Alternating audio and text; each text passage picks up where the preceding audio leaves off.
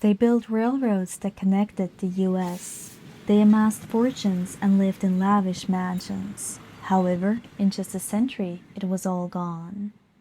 This is the story of the Vanderbilt family.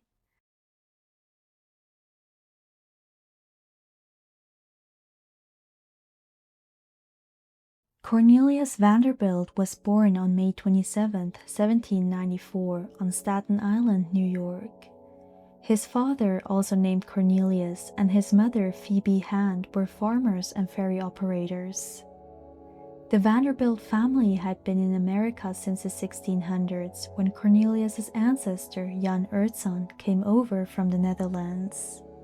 By the time young Cornelius came along, the family wasn't wealthy, far from it. They were working class, making ends meet through small-scale ferry operations and farming. At just 11 years old, Cornelius left school to help his father with the family business. Now this story might end with railroads, but it starts on the water. Cornelius's first job was working on his father's ferry boat in New York. By the age of 16, he was already thinking like a businessman. Using a small sailboat, he started his own ferry service, transporting freight and passengers between Staten Island and Manhattan. It was during these early days on the water that he earned the nickname that would follow him for life, the Commodore.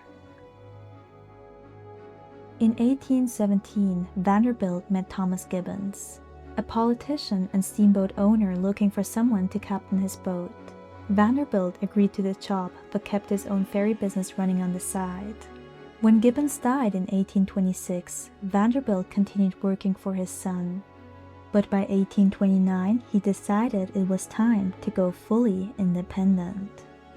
After 12 years of running his own boats in the background, Vanderbilt now focused entirely on building his own transportation empire. He quickly began expanding, adding new routes between New York and nearby regions. He took over Gibbons' old ferry line to New Jersey and his brother's service to Peekskill, widening his reach across the region. But he wasn't the only player in the game. In 1831, Vanderbilt ran into competition from another steamboat operator, Daniel Drew. Instead of fighting it out, Vanderbilt bought him out. And surprisingly, the two became secret business partners for the next 30 years. In 1834, Vanderbilt clashed with a powerful group called the Hudson River Steamboat Association. In order to push them out of the market, Vanderbilt launched his own company, calling it the People's Line. His affordable fares and aggressive competition earned him public support, and eventually the association paid him just to stop. Next, Vanderbilt set his sights on Long Island Sound, and the timing couldn't have been better. In the 1830s, the Sound became part of a major shipping route for textiles. Factories shipped goods by rail to the coast and then via steamboat to New York. By the end of the 1830s, Cornelius Vanderbilt was no longer just a ferry captain. He was the undisputed king of the steamboat business, but he didn't stop there. He instead set his sights on something even bigger.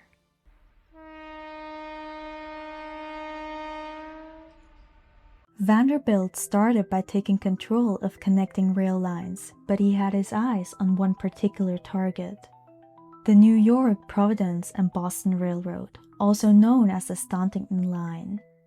His strategy was quite simple. He slashed fares, undercut competitors, and caused the Staunton stock price to crash. Then, in 1847, with the stock at rock bottom, Vanderbilt swooped in and took over as president. But the Commodore wasn't done with the water just yet. When the California gold rush exploded in the late 1840s, people needed fast routes to the West Coast, and Vanderbilt seized the opportunity. He launched his first ocean-going steamboat line, transporting passengers across Nicaragua as a shortcut to California. Next, he stepped foot into transatlantic steamships. At the time, the Collins Line dominated travel between America and Europe, but Vanderbilt, with faster ships and cheaper tickets, slowly pushed them out of the market, eventually driving the company into extinction.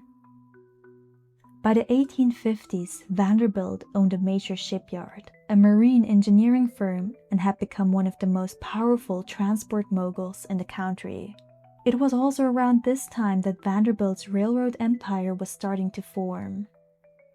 As Vanderbilt moved deeper into the railroad industry, he began joining the boards of major rail lines, including the Erie Railway, the Central Railroad of New Jersey, the Hartford and New Haven, and the New York and Harlem. In 1863, Vanderbilt was named president of the New York and Harlem Railroad. He brought in his son, William, nicknamed Billy, as vice president. Impressed by his son's business instincts, Vanderbilt quickly promoted Billy to operations manager for all of his railroads, grooming him to take over the empire. In 1864, the Commodore made a decisive move. He sold off his entire shipping fleet to focus solely on railroads. However, Vanderbilt faced fierce resistance from competing rail lines, which tried to block his connections into New York. One by one, he fought them off, and one by one, he won. He gained control of the Hudson River Railroad in 1864, the New York Central Railroad in 1867, the Lake Shore and Michigan Southern Railway in 1869, and eventually the Canada Southern Railway. But not all of Vanderbilt's battles went in his favor. In 1868, he had a major falling out with his longtime partner Daniel Drew, who was by now the treasurer of the Erie Railway. Vanderbilt tried to take control of Erie by buying up massive shares, but Drew had powerful allies, Jay Gould and James Fisk Jr. Together, they flooded the market with watered-down stock, essentially creating fake shares to dilute Vanderbilt's power. The scheme worked, Vanderbilt lost a fortune, and the battle for control over the Erie Railway. It was a rare defeat for a man who almost never lost. In 1870, Cornelius Vanderbilt made one of his boldest moves yet. He merged the New York Central with the Hudson River Railroad, creating one of the first massive corporate mergers in American history. The result was a railroad empire that stretched across the Northeast, moving people and goods faster than ever before. Around the same time, he commissioned the construction of a brand new terminal in New York City, the Grand Central Depot. It would serve as the central hub for all of his train lines, and it marked the beginning of what would eventually become the Grand Central Terminal. Cornelius Vanderbilt was married to his first cousin Sophia Johnson for much of his life. Together, they had 13 children. After Sophia's death in 1868, Vanderbilt remarried, this time to another cousin, Frank Armstrong Crawford. It was Frank who urged him to give back, and she played a key role in convincing Vanderbilt to donate $1 million to help found the Vanderbilt University. He also gave generously to churches throughout New York City. On January 4, 1877, Cornelius Vanderbilt died at the age of 82 in his Manhattan home. At the time of his death, Vanderbilt was worth an estimated $105 million.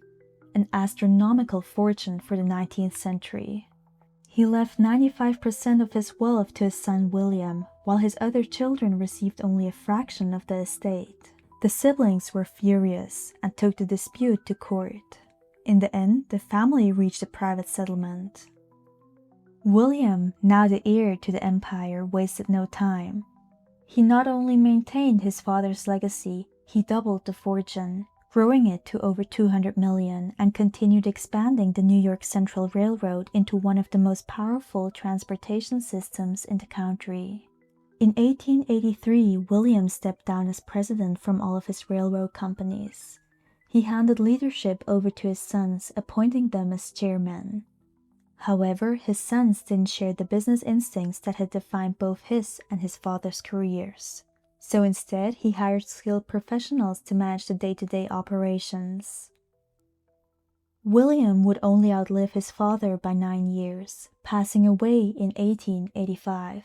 His estate was divided among his 8 surviving children, though the largest fractions went to his 2 eldest sons, Cornelius II and William K. Vanderbilt. But with the third generation, things began to change. Unlike their predecessors, many of the later Vanderbilt descendants had little interest in running railroads. Instead, they embraced high society, spending their inheritance on grand parties, social prestige, and luxurious mansions. These homes, now called the Vanderbilt houses, became symbols of the Gilded Age. As time went on, the massive Vanderbilt fortune began to divide across generations. Meanwhile, outside investors started taking over the railroad business. In addition, the rise of automobiles, trucks, and airplanes throughout the 20th century gradually reduced the demand for passenger rail.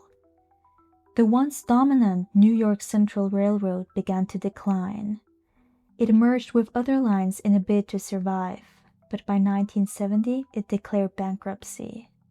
By then, most of the Vanderbilt's wealth was gone. However, the name Vanderbilt lives on in landmarks and history.